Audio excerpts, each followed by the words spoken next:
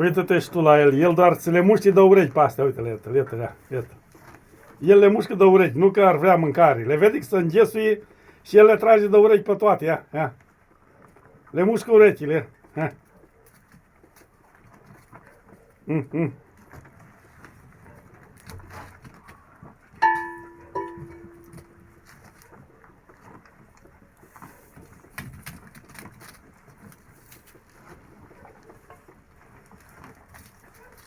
Uite-l pe Sam.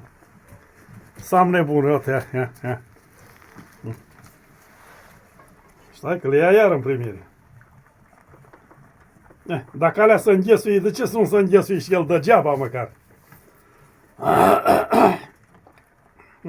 Doar bagă capul, că vede că bagă alea capul, dar nu pune botul pe uruială.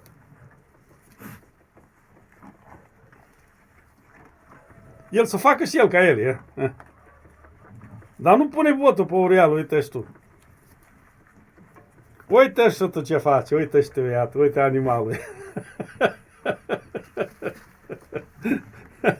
Stai că le împinge cu capul acum.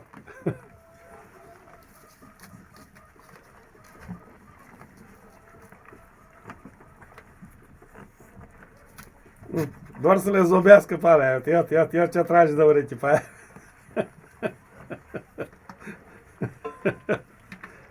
Hai la urechi, trage-le la urechi.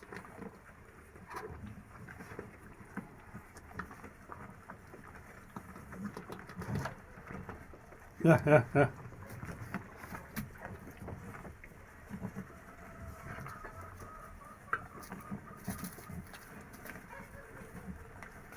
Nu se lasă, uita, nu se lasă deloc.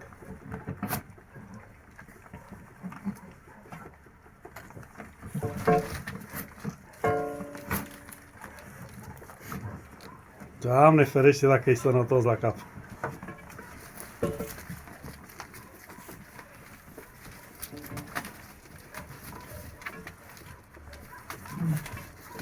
Stai că le împunge el dacă nu.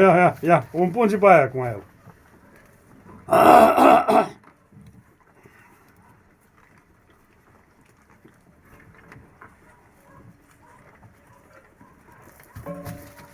Da, s-a trântit. S-a trântit în vas ca să nu mai mănânce astea. Uite ce căruia, iată ce căruia. Ia. Da.